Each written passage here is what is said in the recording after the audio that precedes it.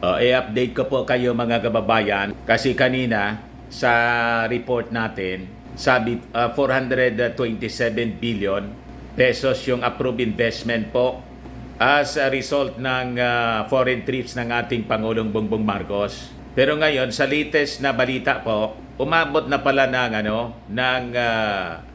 1.4 trillion pesos. Matindihan niya Mr. Maravillas. Matindi po. Yan po ang balita. Tataas na naman yan, yung kilay na mga dilawan, Mr. Maravillas. Siguradong mainggit na naman po. But before ko mga kababayan ibigay sa inyo yung full story, click subscribe muna dito sa ating YouTube channel. Like and share na rin po ninyo ng ating video para marami po yung makapanood.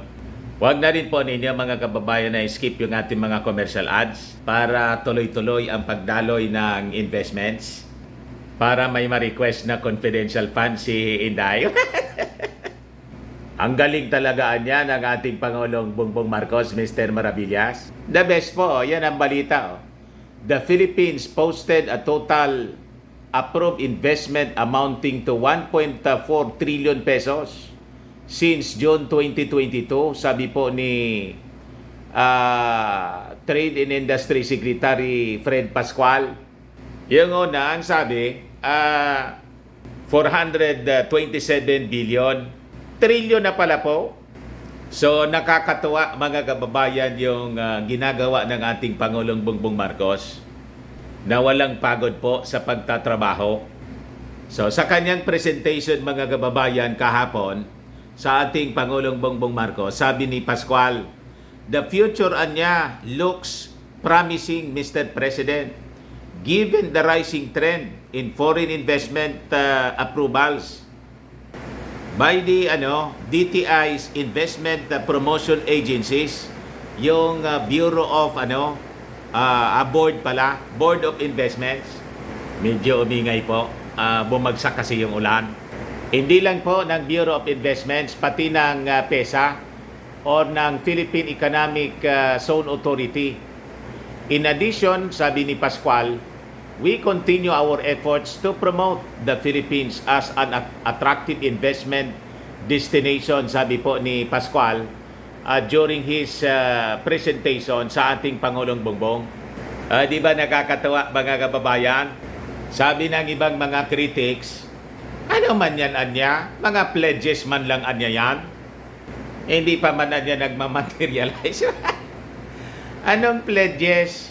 Iba po yung pledges kaysa yung mga approved na mga investments. Approved na nga yung pledges sa po approvals are two distinct stages mga kababayan in the process of attracting foreign and domestic investments para maintindihan po nito mga dilawang critics na ayaw magtagumpay yung ating Pangulong. Laging duda po sila. Ngayon, ano yung pagkakaiba? Linawin po natin. Investment pledges is the initial step in the investment process. They are preliminary expressions of interest to invest, whereas investment approvals represent the official authorization or clearance given by relevant authorities for an investment to proceed. So ibig sabihin, tuloy na. Nagpa-approve na nga at inapprove na ng ating agencies ng gobyerno tulad ng Board of Investments at saka ng PESA. Naintindihan ninyo mga dilawan na laging duda? So sabi rito, Pascual reported significant increases in foreign investment approvals by the Bureau of Investments, a Board of Investments pala, at saka ng PESA with just 1.1 billion US dollars in the first half of 2022 and 3.3 billion US dollars in the second half of the same year. So ganon mga kababayan kaganda ng investment climate ngayon.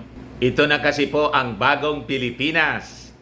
So sabi ni Pascual, and when we look at the first half of 2023, the approvals ballooned to 8.4 billion US dollars. Matindi po. These are the the foreign investment approvals that will be realized over time. So malapit na po tayong maging sagana. Kasi ang ibig sabihin po nito, maraming job opportunities sa ating mga kababayan. So hindi na sila mapipilitan pa na mangibang bansa tulad dyan sa Israel na ang sabi kailangang i-repatriate. Darating na yata yung yung iba mga kababayan sa mga kababayan natin na naiipit sa giyera. So nalalagay po sa peligro yung kanilang buhay kasi kailangan nila magtrabaho sa ibang bansa for lack of opportunities dito sa ating bayan. Kaya gano'n na lang po yung pagsusumikap ng ating Pangulong Bongbong Marcos na maayos po yung ating bansa.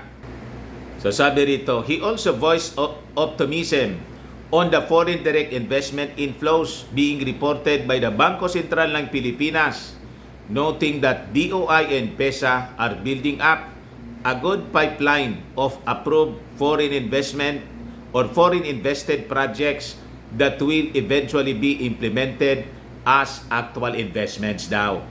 Ganun po mga dilawan. Kasi hirap na hirap yung ating mga kababayan na makahanap ng trabaho. Kaya napakarami, milyon-milyon yung ating mga OFWs. Mabuti kung nasa tahimik na bansa, walang giyera. Kung nagkataon na tulad sa Middle East na lagi pong magulo, ay talaga pong lalo't naipit ng giyera tulad ng nangyayari ngayon sa Israel.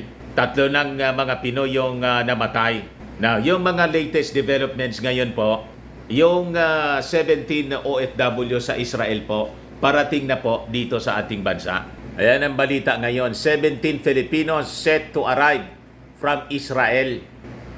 The first batch of 17 Filipino expatriates from Israel is expected na dumating mga kababayan ngayong araw, sabi ng DFA. So sabi po ni DFA Undersecretary Eduardo De Vega, na yung mga returning Filipinos had sought repatriation for economic and security reasons. Alam na ninyo yung kaguluhan po sa Israel, yung pag-atake ng Hamas. So sabi ni De Vega, some of them include evacuees from the south of Israel who no longer want to live there, sabi ni De Vega. Ngayon, yung mga Filipinos naman na nasa Gaza, sabi niya, we don't have a confirmed date yet as to when they would be able to reach Cairo doon sa Egypt po. Para niya, maibalik na din sila dito sa ating bansa. So at least may 78 Filipinos ang natatrap doon po sa border ng Egypt in southern Gaza. We're waiting for the go signal from Israeli and Egyptian authorities to cross the Rafah border crossing. Sabi mga kababayan sa report ng DFA. Ngayon, yung mga namatay po na mga Filipino OFWs, ang sabi, ibabalik na din po within this month after necessary procedures are met. Yung mga namatay na sila Loretta Alacre, isa pong caregiver sa Negros Oriental.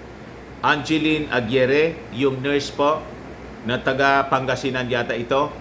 And si Paul Vincent Castelvi, 42 years old po, na isa ring caregiver po sa Israel. So, yun lang po mga kababayan. Baka lang gusto niyo po itong itry. Firmax Firming and Lifting Cream. Pinapahid po sa muka o sa mga pulses. Pwede din sa muka. Ayan po. Mainam po sa paninigas ng mga kaso-kasoan. Ito naman po, ito yung anti-aging sa mukha, Automax po. Radiant Serum. You will look 10 years younger than your age. Ito naman po, mga kababayan, yung Ningxia Red Mix Fruit Drink. Hindi man po siya gamot, food supplement po siya. Kaya lang, gawa siya mga kababayan sa goji berry. Yung goji berry, may anti-cancer properties. Yung mga inquiries po ninyo, dumiritso na lang kayo sa aming messenger sa Facebook para masagot namin agad. Ayos, ako po si Dante Maravillas. Bye-bye po. God bless.